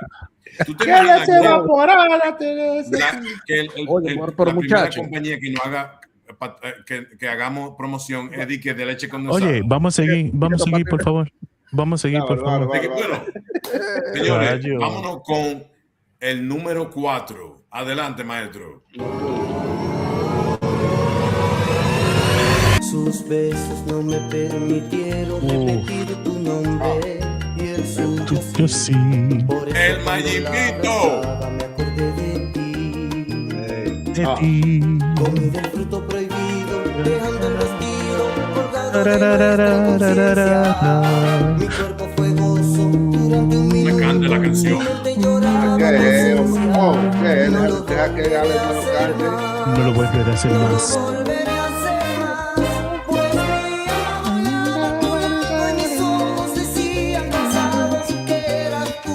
Que eras tú, que siempre serás tú. Lo siento mucho, la vida es así. No la engaño. Romo, coño. Señor, ¿cómo tú me vas a decir a mí que un tigre que te cantó una bachata, que te cantó un merengue, ahora esa salsita? No esa, muchacho. El que no sabe bailar y oye eso, quiere aprender. Wow. Sí.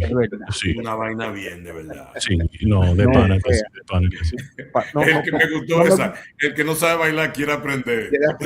Óyeme, pero tú te recuerdas uno de los casts que ustedes hicieron, estaban hablando de un maestro de salsa que no tiene el tumbao.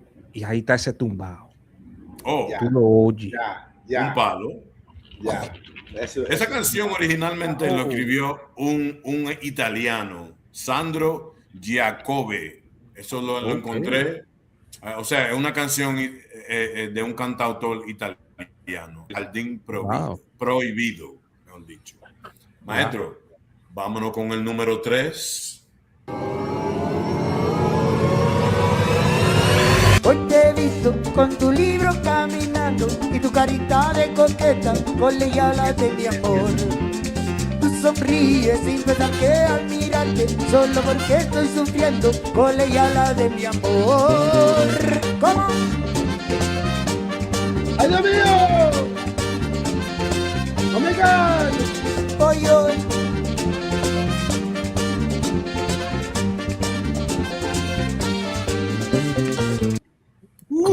Le tenía que poner el coro. Le tenía que Otro poner el temazo. coño. Pero Composición de Walter León Aguilar de Perú. Yo creo que tú del vas a año decir Walter 1985. ¿Cómo fue? Yo creía que tú ibas a decir Walter Mercado. Y dije, oh, y ese tipo de música. Huepa, también. Walter Mercado y el del Bronx. Walter Mercado del Bronx. Señores, vámonos. Estamos llegando al final. Vámonos con el número 2. Maestro, adelante. Querida, hazlo porque más quieras tú. Yo quiero ver de nuevo luz en toda mi casa. Oh, querida, ven a mí que estoy sufriendo. Oh, ven a mí que estoy muriendo. En esta soledad,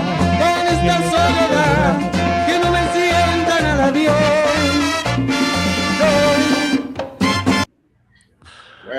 Ok, todo el mundo, dime cuándo es due. Ya, vamos a darle. Composición de Juan Gabriel, 1985. Un temazo. Por eso que le dicen el más completo. ¿Cómo? Total, Mejor. Yeah. No me Hay que dársela. Interesante, te voy a decir algo. Cuando yo estaba haciendo esta lista, es increíble el repertorio que tiene Alex Bueno. Tanto así que yo podía hacer otro top 10, pero siempre me están criticando de que porque yo duro 1 hora y pico haciendo show y vaina. Solo corté los temas ahí rapidito, 30-35 segundos para que no me hablen disparate. Y nos estamos gozando de la música de Alex Bueno. Nos fuimos, señores. Espérate. El número 1, maestro, vámonos. No podemos. ¿Qué pasó? Mónica no tiene que decir ese chisme. Oye. ¿Quién le dedicaba la canción? Oye. O le damos. Nos fuimos. No, deja eso así. Oye, así. No. Yo vi a alguien ahí que le estaba echando un boche a Mónica. No se pongan a meter, no empiecen con su vaina. Vámonos con el número 1, maestro. A cerrar con brocha de oro. Cómo te extraño, mi amor, ¿por qué será? Me falta todo en la vida si no estás. Cómo te extraño, mi amor, ¿qué debo hacer? Te extraño tanto que voy a enloquecer. Ay, amor divino, pronto tienes que volver a mí. A veces pienso que tú nunca vendrás. Pero es que quiero y te tengo que esperar. Pues el destino me lleva hasta el final. Porque algún día mi amor te encontrará. Ay, amor divino, pronto tienes que volver a mí.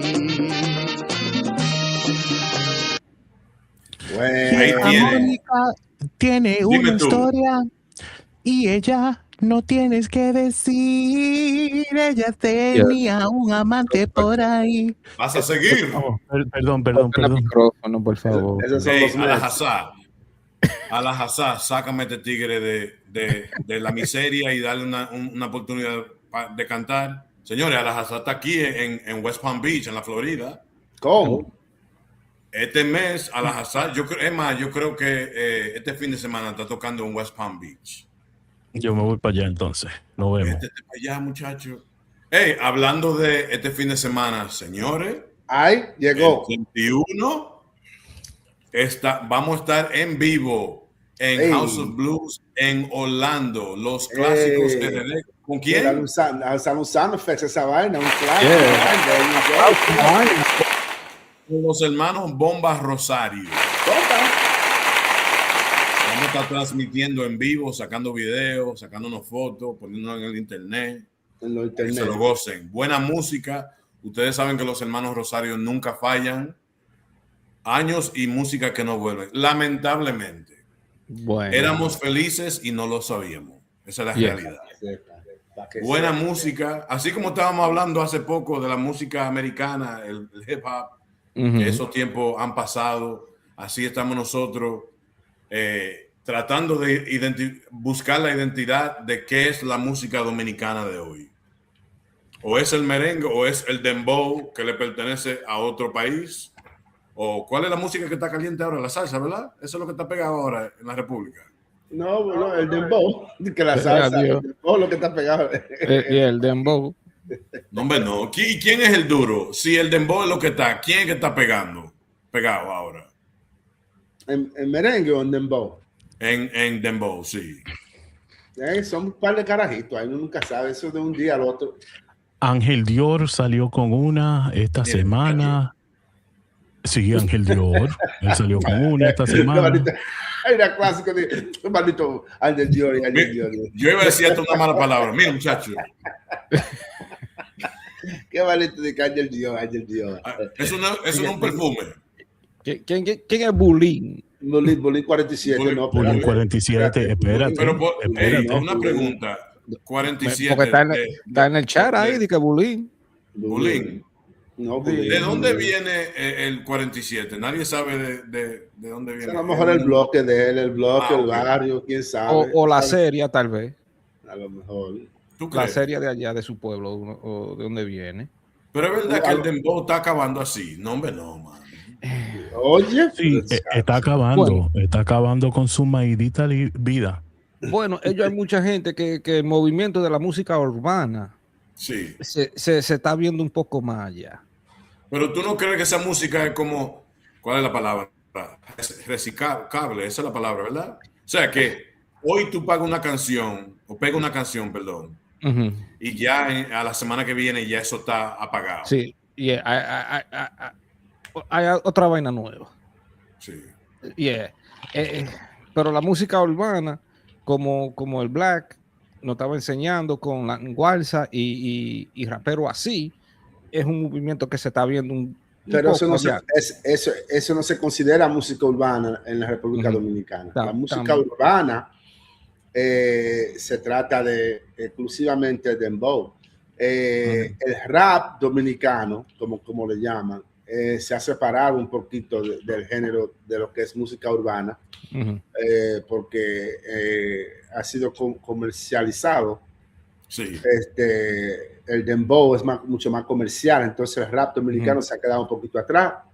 Entonces música urbana, cuando la gente dice música urbana se refiere más a dembow que cualquier otra cosa. Ok. Sí, pero no, porque eso es lo que suena más.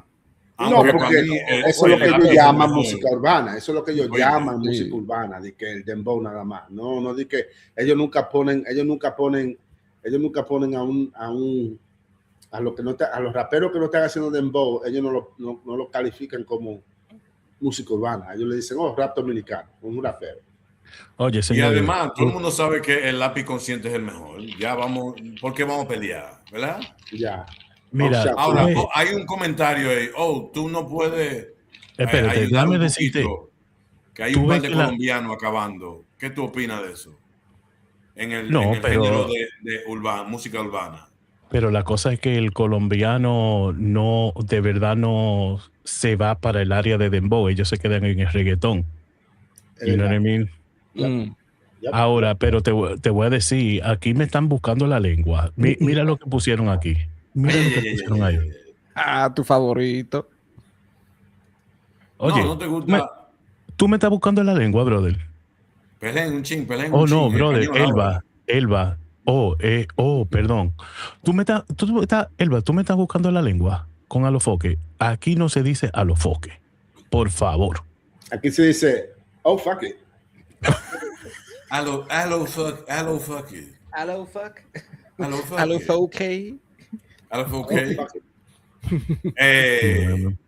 ¿Y qué pasó? ¿Qué es lo que tú tienes con ese pobre muchacho? ¿Es un muchacho tranquilo?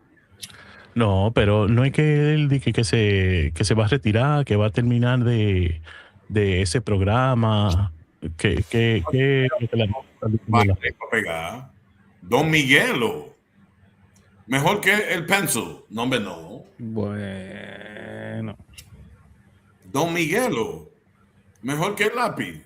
No creo que estaba diciendo que es mejor que el lápiz, sino que lo mencionó. No. O mencionando un nombre. Ok, está bien. Sí. Other notables. Yeah, sí, hay que darle señores, a Don Miguelo también. Quiero darle las gracias a todos los seguidores que están aquí. Gracias. Señores, yo te voy a... Hey, el malentendido se ganó otra visita para la semana que viene, porque si tú vas a estar trayendo gente a la fiesta, entonces... pero ese si tú no lo invitas, él va a entrar como quiera. Ese va a entrar, no importa que... aunque tú le pongas la cadinita en la puerta, ese va a entrar como quiera. Este tigre, este tipo vino y se trajo su fiesta. Ofrécome. Acabando. Bueno, y el niño mamá se prende la vaina para ver a su hijo haciendo el show. Diablo. Y este tigre se trajo una fiesta entera. Señores, gracias por el apoyo. Sí, vamos a mencionar nombre aquí a Mónica. Mencionen nombre ahí, por favor. Démele mucho crédito. Manny. Elba. Dice Manny. Manny, what's up, Manny? Yo. Manny. The original misunderstood right there, bro. You called him Peanut. Manny. Manny. A Elba. Love you, babe. ¿Quién más está ahí? ¿Qué pasó ahí? ¿Y qué pasó? ¿Qué pasó ahí? Un placazo. Fue la luz, se fue la luz, se fue la luz. No sé, que estoy aquí. Un saludito a los Fokker. Oye, aquí no se menciona ese tipo, brother. ¿Qué te pasa a ti? ¿Y cuál es tu odio con ese hombre? Estaba diciendo ya eso es pasado. ¿Le quitó una mujer o le debe cuarto? Uno de los dos. ¿Tú crees que él me va a quitar una mujer a mí? Ese barbarazo está loco. Déjame yo mandar un saludo. Espérame, un saludo especial a todos los que están comentando, todos los que vinieron y el malentendido. ¿Te gustó ese nombre, el malentendido? Todos los que estaban sintonizando nuestro show hoy, esta noche. Un shout out especial a Elba. Elba, cuando nosotros janguemos, va a ser una vaina, ya tú sabes, vamos a gozar, de verdad. Mavica sabe.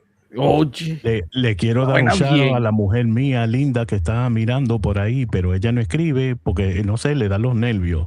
Y van así, I love you, baby. ¿Qué fue? Pero si todo el mundo está comentando, ya puedo comentar también. Un saludito que le mande, ahí dice, ella escribió que le mande 3 latas de leche condensada. Y van a seguir con esa vaina. Con galletica, porque ya no le gusta el pan. Hey, vamos a hablar.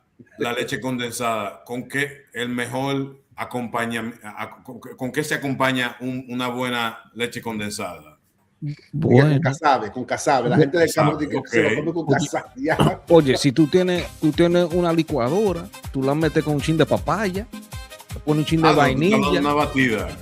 Pero, pasa lo que es bueno la leche condensada también. Hay gente que se lo comen así con el dedo. Sí. Con malta. Oh my God. Manny, bueno. Te la comiste, Manny, con esa. Con una malta india. Con una malta india. Ya hemos llegado al final del programa. Número 1, queremos darle las gracias a todos por la sintonía. Que Dios me lo bendiga a cada persona que está en sintonía. Sigan cada semana los miércoles en sintonía con el programa para que disfruten del contenido que brindamos al público. Comparten nuestro video que lo vamos a subir pronto en las redes. No se olviden los clásicos RD en Instagram, en YouTube y también estamos en Facebook. Denle like, suscríbanse y apoyen a mis compañeros también que estamos aquí para subir para arriba. Saludo al malentendido, al negro Echo y a el técnico. Leche condensada. Este programa fue patrocinado por Nestlé, leche condensada.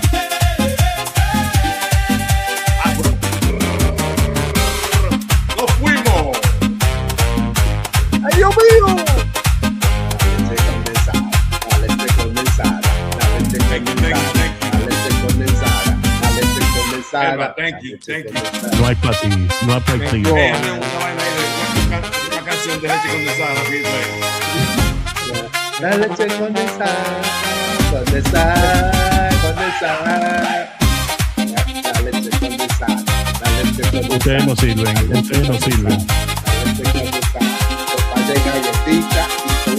Ya, se fueron ustedes,